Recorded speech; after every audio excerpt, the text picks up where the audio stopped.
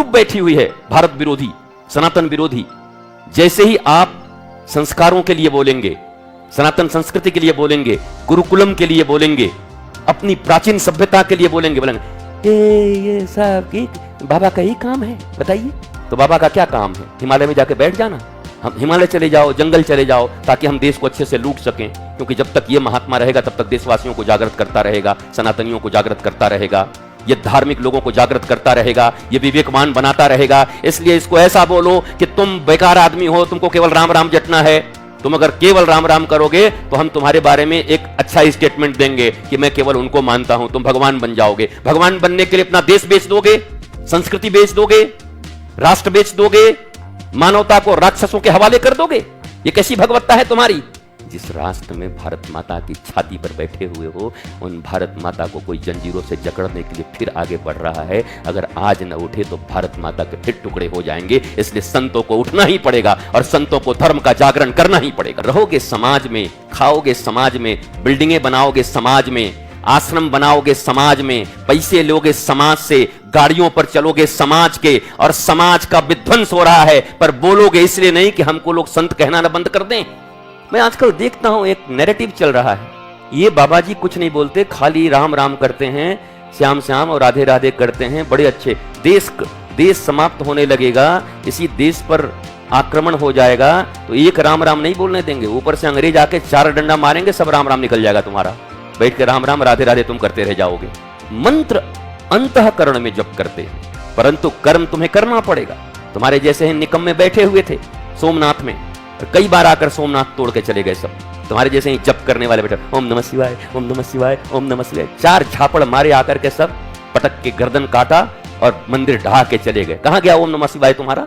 आजकल नया ट्रेंड चला है एक, ये बाबा जी ना केवल भगवान का बात करते हैं, कुछ नहीं करते। अरे थोड़ा देश भी देखो बाबा जी, इसी देश में रहते हो तो भगवान बोल पा रहे हो। हमने जाके अफगानिस्तान में नहीं बोल रहे हो, अब तुम्हारा ही था पहले अफगानिस्तान, पाकिस्तान भी पहले तुम्हारा ही था, बांग्लादेश भी पहले तुम्हारा ही था, अब जाकर वहां बोलो ना भगवान, वहां नहीं बोल पा रहे हो। और जो अधर्मी लोग हैं, विधर्मी लोग हैं, वो ऐसे लोगों को कहते हैं, वो बाबा जी को मैं बहुत मानता हूं, केवल देखिए काम से काम रहते हैं, भगवान की बात करते हैं, क्योंकि उनके काम में बड़ी सुविधा है। वो विधर्मी लोग इस देश पर जो अत्याचार करना चाहते हैं, उनके लिए कोई ना बोले तो उनका जो जयकार करते हैं, और ये भगवान बनने के लिए कुछ बोलते भी नहीं, जय जयकार अपना करवाते रहते हैं। कैसे संत हो जी? किस बात के लिए संत हो? जब राष्ट्र पर, अयोध्या पर, मनुष्यता पर खतरा आया तो विश्वामित्र ने भगवान को उठा लिया कि चलो अयोध्या में रह करके खाली बैठे हुए हो चुपचाप, चलो राम, चलो लक्ष्मण, शस्त्र का अभ्यास करो, तुम्हें बन जाना है, पृथ्वी को भार से मुक्त करना है। उन्हीं राम, उन्हीं कृष्ण, उन्हीं भोलेनाथ के नाम पर ये सिर्फ नाम करना सिखाएंगे, और राष्ट्र के प्रति जागृत नहीं, समाज के प्रति जागृत नहीं, मानवता के प्रति जागृत नहीं, संस्कृति के प्रति जागृत नहीं। कोई बोले तो वो राजनीतिज्ञ हो जाएगा, कोई बोले तो ये बाबा जी उटपटांग बोलते हैं, और ये महापुरुष बने बैठे हैं, चुपचाप मलाई खा रहे हैं। ये कैसी महानता है, ये कैसी भगवत्ता है? भारतीयों को यह भी समझना चाहिए। एक पूरी ग्रुप बैठी हुई है भारत विरोधी, सनातन विरोधी। जैसे ही आप संस्कारों के लिए बोलेंगे, सनातन संस्कृति के लिए बोलेंगे, गुरुकुलम के लिए बोलेंगे, अपनी प्राचीन सभ्यता के लिए बोलेंगे ये सब बाबा का ही काम है, बताइए। तो बाबा का क्या काम है? हिमालय में जाके बैठ जाना? हम हिमालय चले जाओ, जंगल चले जाओ, ताकि हम देश को अच्छे से लूट सकें, क्योंकि जब तक ये महात्मा रहेगा तब तक देशवासियों को जागृत करता रहेगा, सनातनियों को जागृत करता रहेगा, ये धार्मिक लोगों को जागृत करता रहेगा, ये विवेकवान बनाता रहेगा। इसलिए इसको ऐसा बोलो कि तुम बेकार आदमी हो, तुमको केवल राम राम जटना है। तुम अगर केवल राम राम करोगे तो हम तुम्हारे बारे में एक अच्छा स्टेटमेंट देंगे कि मैं केवल उनको मानता हूं, तुम भगवान बन जाओगे। भगवान बनने के लिए अपना देश बेच दोगे, संस्कृति बेच दोगे, राष्ट्र बेच दोगे, मानवता को राक्षसों के हवाले कर दोगे। ये कैसी भगवत्ता है तुम्हारी? कौन से भगवान हो तुम? साधन भजन संतों की आंतरिक चीजें, कोई साधन भजन करके ही संत बना होगा। अहर्निश नाम जप किए होंगे। अजपा जप समझते हो? अजपा जप, जो जप के बारे में बोलते हैं, अजपा जप के बारे में तो सुने होंगे। अजपा जप, जो जप जैसे सांसों के लिए तुम्हें परिश्रम नहीं करना पड़ता। सांस लेने के लिए परिश्रम करते हो, ए भाई रुकिए भाई सांस ले रहे हैं, हाँ अब बोलिए, सांस भी चल रही है, बात भी हो रही है, खा भी रहे हैं, दौड़ भी रहे हैं, सो भी रहे हैं, सांस चल रही है। सोते समय तो कोई परिश्रम नहीं करते होगे सांस लेने के लिए, तब तो तुम सो गए, सांस कैसे चल रहा है? एक अजपा जप होता है। जप इतनी पक्की हो जाती है कि फिर अलग से जप करने की जरूरत नहीं पड़ती। जितने भी सिद्ध संत हैं, सांसों के साथ उनका जप चलते रहता है, अलग से उनको जप दिखाने की जरूरत नहीं होती। ये अजपा जप है। ये भारतीय सनातन संस्कृति, भारतीय सनातन धर्म इस बात की गवाही देता है, प्रमाण देता है। अजपा जप, उनकी समस्त साधनाएं मनुष्यता के लिए, प्राणियों के लिए, धर्म की जय हो, अधर्म का नाश हो, प्राणियों में सद्भावना हो, विश्व का कल्याण हो। यही तो है तुम्हारा सनातन संस्कृति, यही तो है सनातन धर्म। धर्म की जय हो, अपने भीतर में जय हो धर्म की, अधर्म का नाश हो। ये कौन करेगा? अधर्म हो रहा है उसके विषय में अगर लोगों को जागृत करोगे, बताओगे, ये तो राम, देखिए तो बेकार की बात करते हैं, चुपचाप राम राम रटिए लेकर के माला।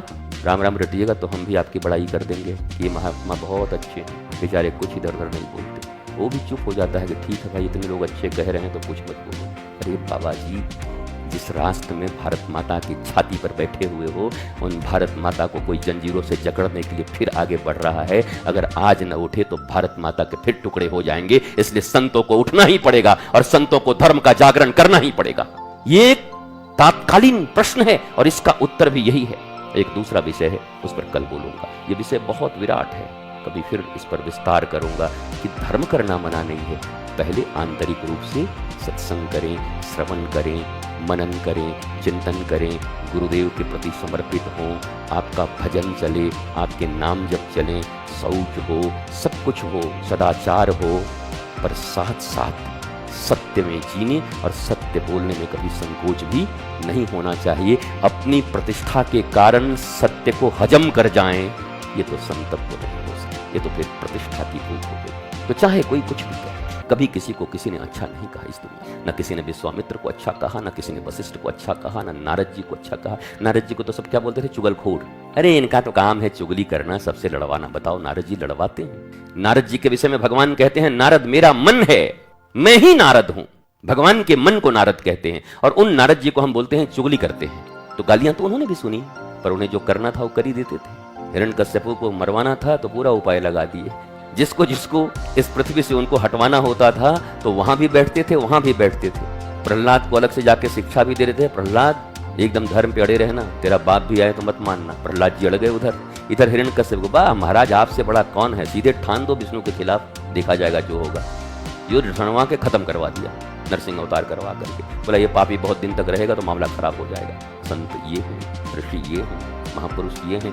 प्रवृत्ति परायण हो, अगर समाज में रह रहे हो तो समाज के प्रति इग्नोरेंस का भाव कैसे रख सकते हो? या तो फिर सही में जाके हिमालय में बैठ जाओ, न किसी से कुछ लेना, और वहां बैठ करके वही बर्फ लेना और बैठे रहना चुपचाप। रहोगे समाज में, खाओगे समाज में, बिल्डिंगें बनाओगे समाज में, आश्रम बनाओगे समाज में, पैसे लोगे समाज से, गाड़ियों पर चलोगे समाज के, और समाज का विध्वंस हो रहा है, पर बोलोगे इसलिए नहीं कि हमको लोग संत कहना न बंद कर दें।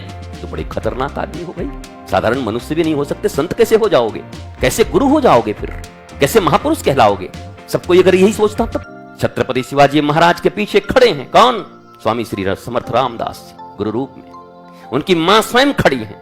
आज तुम्हारे वजूद न होते अगर छत्रपति शिवाजी न होते तो तुम जो बैठ करके तिलक लगा करके यहाँ राधे राधे छपवा के घूम रहे हो, ये छापने वाला कोई नहीं बचता। यहाँ राधे जो छपवाए घूम रहे हो ना 4 जगह, ये छापने वाले नहीं बचते। ये छत्रपति शिवाजी महाराज की देन है। उनके गुरु ने उन्हें धर्म सिखाया, नाम जप सिखाया। उनकी मां ने उन्हें वीर बनाया, तेजस्वी बनाया, ओज बनाया, अधर्म के खिलाफ लड़ना सिखाया। ये चले देवो देवो आलसी पुकारा। इसलिए सत्य बोलो, झूठी प्रतिष्ठा मत बनाओ। सत्य जियो, सत्य बोलो, धर्म बदत धर्म चर। धर्म बोलो, धर्म में ही चलन करो।